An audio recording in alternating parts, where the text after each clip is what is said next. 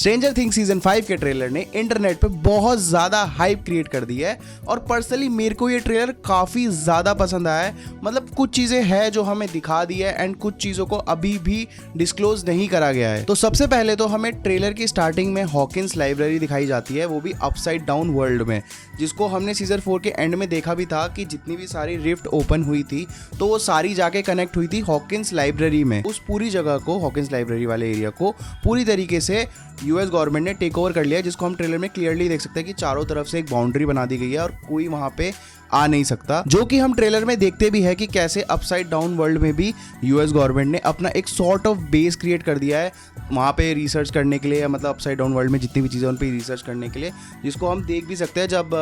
11 जाती है upside down world में और वो अपनी पावर्स का यूज़ करके वो कुछ फेंस टाइप की वॉल है उसको क्रॉस करने की ट्राई करती है। तो वो चीज़ ना, मतलब वो अपसाइड डाउन वर्ल्ड की नहीं है, वो हमें क्लियरली दिख रहा है कि यूएस गवर्नमेंट ने ही क्रिएट करी है। और बाकी जितने भी लोग हैं ना, जॉयस, हॉपर वगैरह, हॉकिंस के जितने भी लोग हैं, ये सब टनल्स का यूज कर रहे हैं अपसाइड डाउन वर्ल्ड में जाने के लिए। देखो, इस पूरे ट्रेलर को देखकर मेरे को एक चीज तो क्लियरली समझ में आ गई है कि जो वेक्ना है वो विल के पीछे पड़ा हुआ है, उसको विल की नीड है to take over the world, मतलब जो हमारा रियल वर्ल्ड है उसको टेक ओवर करने के लिए उसको कहीं ना कहीं विल की जरूरत है। और वो हम ट्रेलर में क्लियरली देख भी सकते हैं कि जॉयस और बाकी सब विल बेहोशी की हालत में और उसको बचा रहे हैं, जितने भी डेमोगॉर्गन्स है, और वो सारे विल को ही चेस कर रहे हैं। एंड तभी वहां पे वेक्ना की एंट्री होती है और वो बोलता भी है कि will, you are going to help me one last time. तो इसी स्टेटमेंट से इंटरनेट पे काफी लोगों ने थ्योरी बनाना चालू कर दी है कि will was helping वेक्ना all along. मतलब सीजन 1 में जब विल को किडनैप करके अपसाइड डाउन वर्ल्ड में लाया गया था एंड उसके बाद जब जॉयस उसको बचाने पहुंची थी तो विल ऑलरेडी ट्रैप्ड था और उसके मुंह में एक अजीब सी चीज कनेक्टेड थी। तो मे बी समहाउ वेक्ना ने उसको ब्रेन वॉश कर दिया था या उसके माइंड से समहाउ ऐसे कनेक्ट हुआ था कि सीजन 2 से लेकर सीजन 4 तक जितनी भी चीजें हो रही थी या वेक्ना कर रहा था उसमें विल उसकी हेल्प कर रहा था ऑल अलोंग। बाकी इस बार 11 को भी पावर अपग्रेड मिल चुका है, which was so good to see. मतलब वो अपनी पावर्स का अब फुल पोटेंशियल पे यूज कर पा रही है और जो उससे उसकी नोज से ब्लीडिंग होती थी वो भी अब उसको नहीं हो रही है, जिसको मैंने अपनी थ्योरी वाली वीडियो में भी कंफर्म किया था कि 11 को पावर अपग्रेड जरूर मिलेगा। पावर अपग्रेड से याद आया कि ट्रेलर में हमें वेक्ना का लुक भी थोड़ा चेंज देखने को मिला है, तो हो सकता है कि इस वाले सीजन में वेक्ना की भी पावर्स पहले से और ज्यादा बढ़ गई हो। और मैक्स, जिसको हमने सीजन 4 के एंड में देखा था कि कैसे वेक्ना ने ऑलमोस्ट उसको मार ही दिया था, तो उस चीज का इफेक्ट हम इस सीजन में भी देख सकते हैं कि वो अभी तक भी होश में नहीं आई है और कैसे लूकस जो है वो उसको बचा के, डेमोगॉर्गन से बचा के भाग रहा है। बट आई थिंक सूनर और लेटर वो होश में जरूर आएगी और इस सीजन में उसका भी अच्छा खासा रोल होगा। ट्रेलर में एक और चीज है जो बहुत कंफ्यूजिंग है, मतलब जितने भी लोग हैं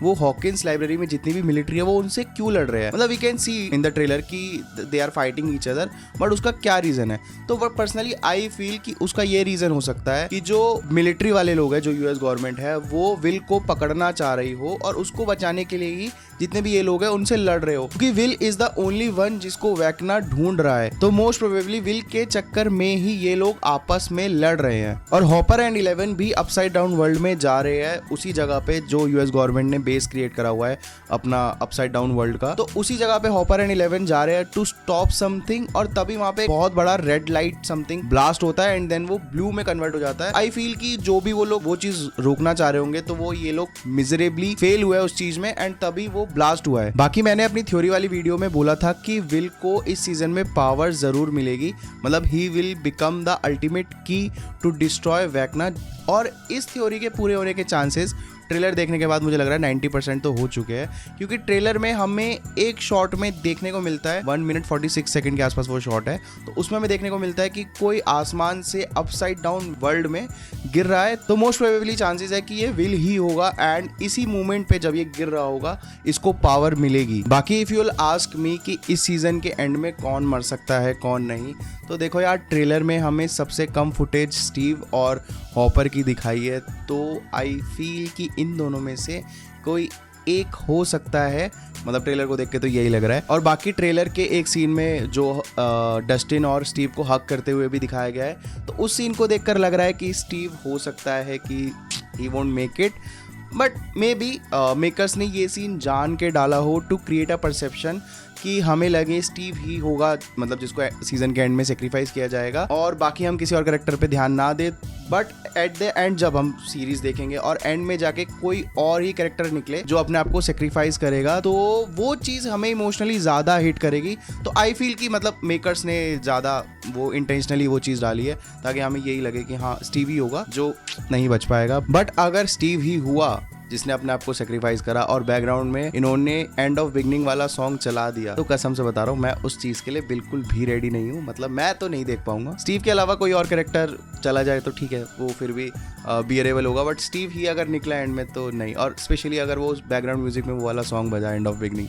I am not ready for it yet. मेरे हिसाब से 4-5 लोग हैं मतलब लिस्ट में जो कि मर सकते हैं या फिर जो अपने आप को सेक्रीफाइस कर सकते हैं सीजन के एंड में। तो सबसे पहले तो हॉपर, 11, स्टीव, माइक या फिर लूकस, क्योंकि लूकस का मतलब इंटरनेट पे बहुत सारे लोग कह रहे हैं कि लूकस हो सकता है कि मैक्स को बचाने के चक्कर में वो अपने आप को सेक्रीफाइस कर दे,